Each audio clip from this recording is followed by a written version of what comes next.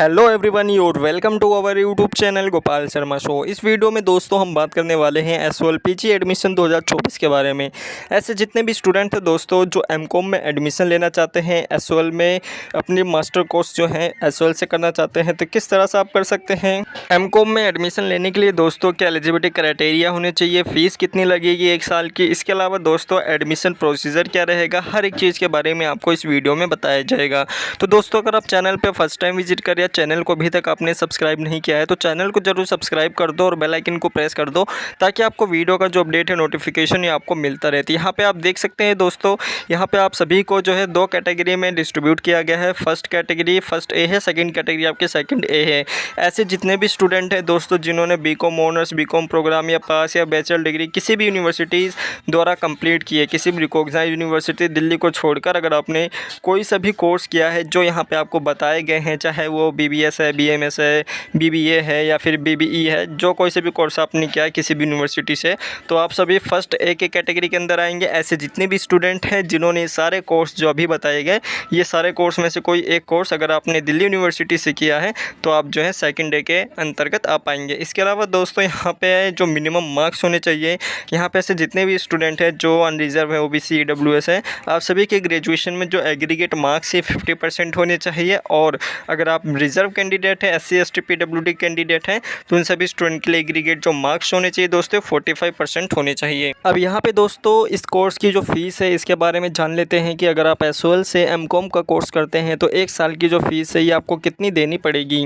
तो यहाँ पे दोस्तों आप देख सकते हैं, आप सभी के सामने फीस स्ट्रक्चर का जो ऑप्शन दिया गया है, पीजी कोर्स को यहाँ पे आपको सेलेक्ट कर लेना है। इसमें दोस्तों अगर आप एमकॉम का कोर्स करते हैं तो इसकी जो फीस रहने वाली है 1 साल की, ये आपकी रहेगी दोस्तों 7,910 रुपये 1 साल की फ़ीस रहेगी, जिसमें दोस्तों आपके फर्स्ट सेमेस्टर की जो एग्जामिनेशन फ़ीस है 960 रुपये ये इंक्लूड रहेगी। इसके अलावा दोस्तों जो आपका सेकंड ईयर होगा इसमें आपको अपनी जो एग्जामिनेशन फ़ीस रहेगी 960 रुपये ये आपको पे करनी होगी। और यहाँ पे दोस्तों आपको फ़ीस का जो डिस्ट्रीब्यूशन ये देखने को मिल जाएगा कि किस फ़ीस जो यहाँ पे आपको फ़ीस देनी पड़ रही है 7,910 रुपये, इसमें कौन कौन सी ऐसी चीज़ें हैं जिसके लिए आप अमाउंट पे कर रहे हैं। अब यहाँ पे दोस्तों ये तो आपके फ़ीस के बारे में, एलिजिबिलिटी क्राइटेरिया के बारे में हो गया। अब यहाँ पे एडमिशन प्रोसीजर के बारे में जान लेते हैं कि किस तरह से आपको एसओएल में पीजी कोर्स में एडमिशन लेना है। यहाँ पे दोस्तों पीजी कोर्स के जो फॉर्म रहेंगे दोस्तों जून जुलाई में रिलीज़ किए जाएंगे, और जैसे ही आपके फॉर्म रिलीज़ किए जाएंगे आपको इसी चैनल के ज़रिए आपको बता दिया जाएगा कि किस तरह से आपको अपने रजिस्ट्रेशन करना है, एप्लीकेशन फॉर्म को फिल करना है, स्टेप बाय स्टेप आपको जो है गाइडेंस दी जाएगी।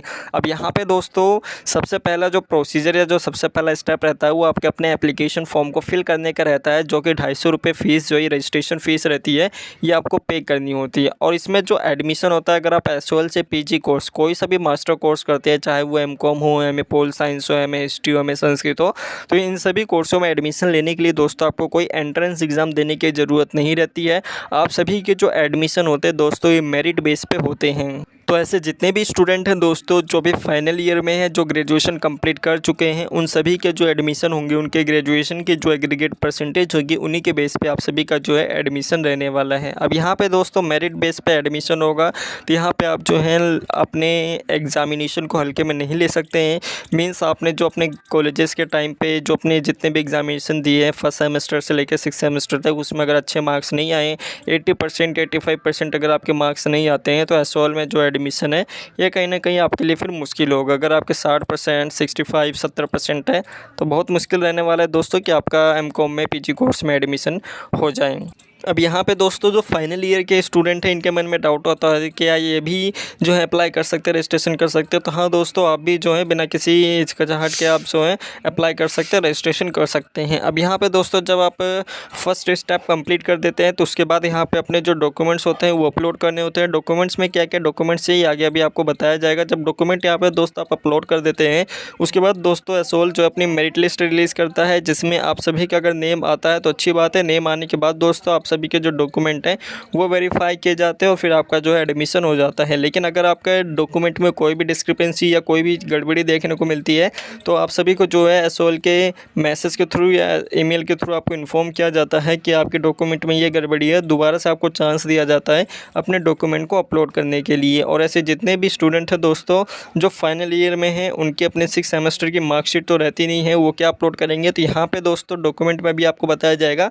लेकिन दोस्तों जब यहाँ पे आप अपनी जो आपकी मेरिट लिस्ट होती है एसओएल की, ये मेरिट लिस्ट डिक्लेयर करने से पहले जो फाइनल ईयर के स्टूडेंट होते हैं इनको एक चांस दिया जाता है कि आप अपने जो मार्क्स है, जो आपके 6 सेमेस्टर रिजल्ट आया है, जो एग्रीगेट परसेंटेज या मार्क्स आपको मिले हैं, उसको अपने फॉर्म में, एप्लीकेशन फॉर्म में अपडेट करने का जो है ऑप्शन दिया जाता है। तो इस टाइम पे दोस्तों आप अपने जो मार्क्स है वो यहाँ पे अपडेट कर सकते हैं। जब यहाँ पे आप मार्क्स अपडेट कर देते हैं तो डॉक्यूमेंट वेरिफिकेशन जो डॉक्यूमेंट है इसके बारे में बात कर लेते हैं कि कौन कौन से डॉक्यूमेंट चाहिए। यहाँ पे दोस्तों आपके 10th क्लास की मार्कशीट, 12th क्लास की मार्कशीट, अगर आपके पास फर्स्ट टू 6 सेमेस्टर की जो मार्कशीट है ये आप अपलोड कर सकते हैं। नहीं है तो प्रोविजनल जो सर्टिफिकेट है ये आप अपलोड कर सकते हैं, या फिर डिग्री आपके पास है तो डिग्री भी आप जो है अपलोड कर सकते हैं अपने डॉक्यूमेंट में। इसके अलावा दोस्तों अगर आप रिजर्व कैंडिडेट हैं तो यहाँ पे आप सभी को जो अपने SC ST या OBC का जो कास्ट सर्टिफिकेट होता है ये अपलोड करना होता है। अगर आपके पास इनकम सर्टिफिकेट है, बनवा रखा है, तो आप इसे अपलोड कर सकते हैं। अगर नहीं बनवा रखा, अगर बनवाना चाहते हैं तो यहाँ पे आप सभी लोग बनवा कर जो है अब जो अपलोड कर सकते हैं। अदरवाइज़ इतना कोई मैंडेटरी नहीं रहने वाला है।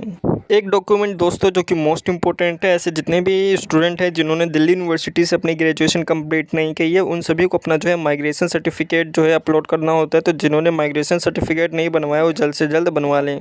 तो ये बात होगी दोस्तों आप सभी के डॉक्यूमेंट के बारे में, एलिजिबिलिटी क्राइटेरिया के बारे में, फॉर्म के बारे में कि फॉर्म कब रिलीज़ होंगे, क्या क्या डॉक्यूमेंट्स लगेंगे, सारी चीज़ें यहाँ पे आपको बता दी गई। मेरिट बेस पे आप सभी के जो एडमिशन होने वाले हैं लिस्ट में नाम आता है। डॉक्यूमेंट वेरीफाई कर देने के बाद आप सभी का जो एडमिशन हो जाता है। नहीं अगर डॉक्यूमेंट वेरीफाई होता है तो आपको इन्फॉर्म कर दिया जाता है। तो ये थी इन्फॉर्मेशन दोस्तों एसओएल पीजी एडमिशन 2024 के बारे में। इस वीडियो में इतना ही।